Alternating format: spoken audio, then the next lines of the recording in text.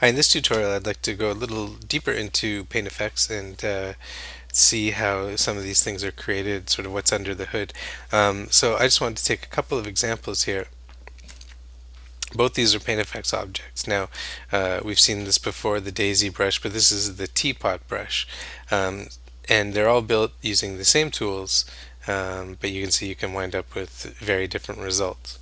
But the first thing I wanted to talk about was um, just some of the basic settings for uh, how these things are created. So let's look at the daisy here. I'm just going to select it and open up the attribute editor, and I'm looking at the stroke shape now rather than the brush. Um, so let's just look at some of the settings here. There's a thing called sample density, and when you draw these things originally, Maya is checking how fast your mouse is moving, or you can use your a pen tablet, and it will also respond to pressure. But you can change the sample density, so how many of these it draws based on how fast you're going. So you can turn that up to add more, turn it down to make them a little more sparse. You've also got this seed setting, so you can just randomize it if things are too similar. Surface offset is kind of obvious. It's just going to lift it or raise it if you want to bury it in the surface a little bit. And then we're going to talk about some of these things later on, but just the other thing to look at here is the min clip and max clip. And this is the length of the stroke itself. So min clip, you drag it along and you can see that this end, the beginning of the stroke, is moving along, it's moving around. So this is something you can animate, so you can animate the stroke growing or shrinking. There are other ways to animate the growth of these objects, but we'll talk about that in a later tutorial. So this is the stroke shape. Um, Now I'd like to talk about the brush a little bit, but before we get into that, I'd like just to point out the two main differences, or the main difference between these two types of Paint Effects objects.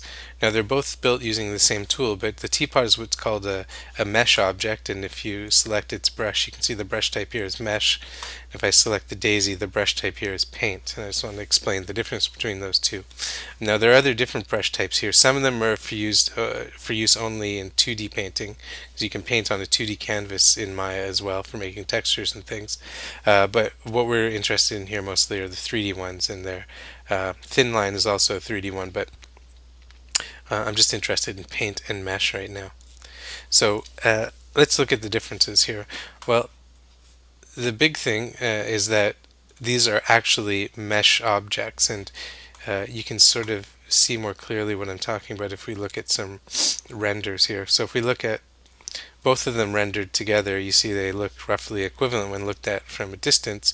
But when you get up closer to the teapot, you can see that it's got hard edges. You can actually see the faceting from the polygons. So it's a fairly low-res polygon object, but it renders like a polygon object with hard edges, and it's reflective. It can be reflective, or at least simulate reflectivity.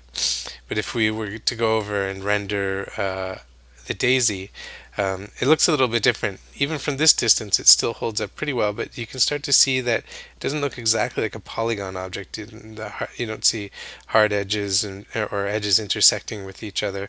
And if we go in even closer to one of the leaves, you can see that these images are actually painted on the scene. They're painted on top of your render. It's what's called a post-processing effect.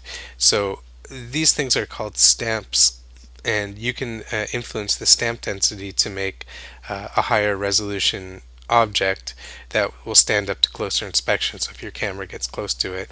But a lot of the time, if you get up close to any Paint Effects object that's in paint mode, you'll start to see this thing, and it kind of breaks down. You can see that it breaks down up close, but far away, this one over here, it looks very convincing.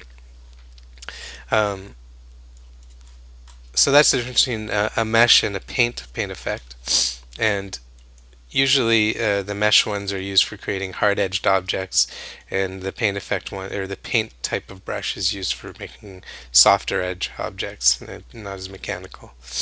But you can use either in either case, depending on what sort of effect you're looking for. But Uh, what I also want to point out is that even though these two objects that are created are very different, a daisy versus a teapot, they're actually built with the exact same tools. And let's just briefly look at these, and we can't go over everything here, but I can give you an introduction to what are called PaintFX tubes. So, like I said in the earlier tutorial, any kind of object that's growing out of this PaintFX stroke is called a tube. If it's lying along the stroke, it's called a simple stroke. But this is a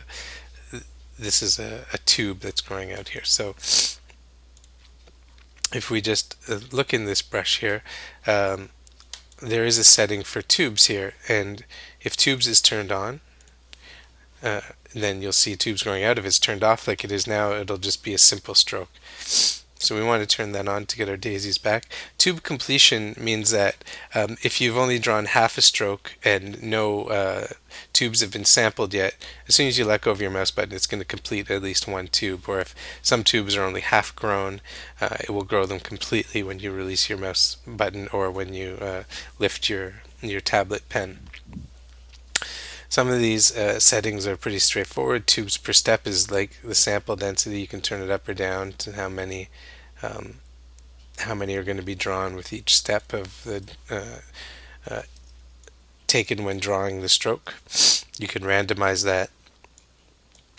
Now, tube segments is important because this changes how many divisions there are. So that will increase the quality of the render, but it will also increase the quality of the animation, because these can be animated to respond to wind and things like that. And if you need them to sort of wave more fluidly, you'll need more segments. Up here in brush profile, just before we go any further into tubes, there's another setting that's sort of like sample density, but brush width. You can see if we look at it from above, these tubes aren't growing straight out of the curve here. There's a width around it. So let me just turn up the sample tubes per step a little bit so we can see this a little more clearly. So if I go back up here to brush width and increase this, you can see they spread out more from the stroke, or you can go, so they're all exactly growing from the stroke. Whoops. I'm going to turn down my tubes per step just so the screen's a little more responsive. Sometimes PaintFX can slow down your machine a little bit depending on what kind it is. But the other important thing here is the stamp density. So if I just go in here up real close and do a quick render, you can see the stamp density here. Now these look pretty smooth because I've turned up the segments. But if I turn up the stamp density to, if I triple it to 9 and render, you can see the difference in the leaf here. This is a stamp density of 3. This is a stamp density of 9, so you can see it's making more stamps to make smoother edges, and you don't see those overlapping circles so much. Now if you have to get up close to an object, you may have to turn up the stamp density, but typically if it's a background object or something the camera doesn't approach too closely, you can reduce that, and of course it reduces rendering time when you do that. Let's just get back to tubes a little bit, because I just wanted to show how the same controls can make a daisy or a teapot. So all this other stuff, tube width, are pretty self-evident. So when we're talking about the tubes, we're talking about the first branch coming off the ground here. So you can see if you look at any daisy, it's a tube growing out, but it's branching off, then it branches again, and then it breaks into leaves and petals and things like that. But the tube is the very first outgrowth from the stroke. So you can see this one here, it's only got one tube growing out. So you can vary the length min and length max, so you get more randomization from one to the other. Tube width 1 and tube width 2, whenever you see 1 and 2, 1 refers to whatever that attribute is at the base of the object.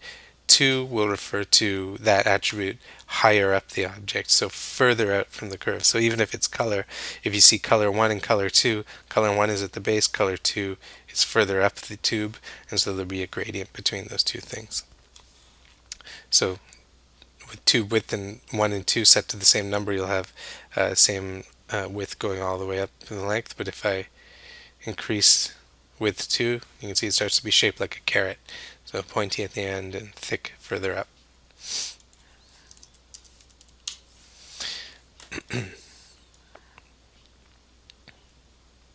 So you can also change the width of the object, and you can scale the width.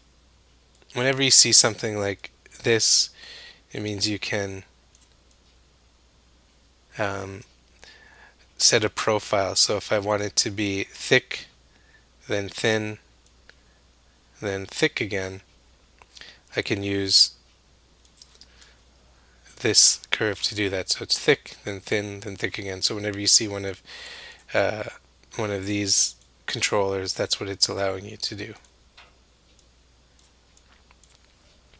This is particularly good for rounding off the tops of things, or you can use them for changing the shapes of leaves and things like that. So you've got a tube direction. By default, in this case, it will be along the normal. So a curve has a normal, so that's its outward direction. You can say a long path, and these things will lie down flat along the path that you drew, which is useful in some cases, but not in this one. These change how they're twisted and how they point up from the path. They don't make a big change, but you can play with these elevation azimuth. But what's more important is under the growth setting here. So the metaphor that's used in PaintFX is that of plant growth or plant structure. So you can have a tube, but then it can have branches, and then that can bifurcate or divide into twigs. The twigs can have leaves on them. The twigs can also have flowers and buds. And each one of these things has its own setting, so you can change how many branches there are at the start, the number of branches, how many times it will split along the length, and so on and so on and so on. Same thing with twigs, how many twigs are in a cluster, blah blah blah. Same with leaves. So here you can see so now the leaves in this case are just sort of square shaped with a slight change over their length from 0.04 to 0.35, but I can also go in here and use this tool to make more of a pointy leaf, or I could make more of a sort of oak leaf shape if I wanted to do that.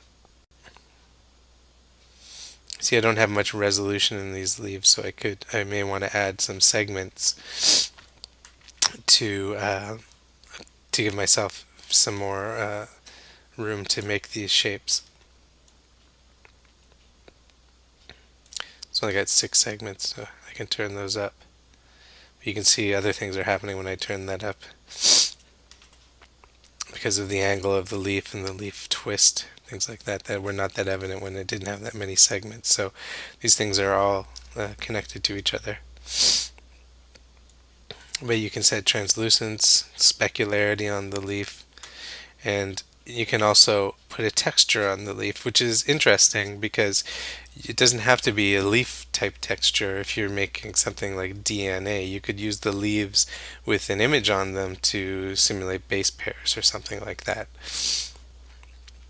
You've also got flowers that you can set the number of petals and so on and so on and so on. So I leave it to you to go and look through all these things. But let's just look at the teapot for a second. So how can this teapot be made out of twigs, branches, flowers, petals, and buds, and so on? Well, if we just select it and look at the brush here. So if we look at the tubes, so the first tube is the orange body here. So you can see that I can change the top width and the bottom width to change the overall width of the object. But if I go down a little further, you can see that in the width scale, you can see the profile of the teapot there. So I can change the shape of the teapot by making changes here.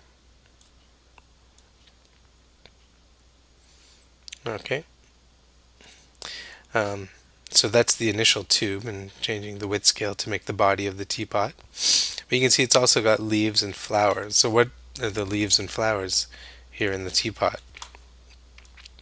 Well, you can tell just by turning it off. The leaf is the spout, and so it's also got a leaf width scale, so I can change the shape of the spout here. And it's only got one leaf per object, and so you can change where it starts on the object here, change the angle so it matches and blends in, and so on. And then if we look at the, what was the other one? Flowers. So what is the flower? Obviously it's the handle, so I can turn the flower on and off. But how did you make a handle, or not you, but how did they make a handle out of a flower here? So again, one flower in the petal, sorry, one petal in the flower, it's just this arm. If I turn that up, then I can have more than one handle on the object, and they're spread out around the object like petals are on a flower. And then again, using the width scale to change its shape. So I can make it a thinner handle here. And then all these other sorts of settings. So you can see that it's very versatile what you can actually do with this, using the exact same attribute editor to create a daisy or create a teapot. So it leaves a lot of flexibility for you to create lots of things that would be suitable for use in biomedical animation. And we'll look at creating some custom brushes in the next tutorial.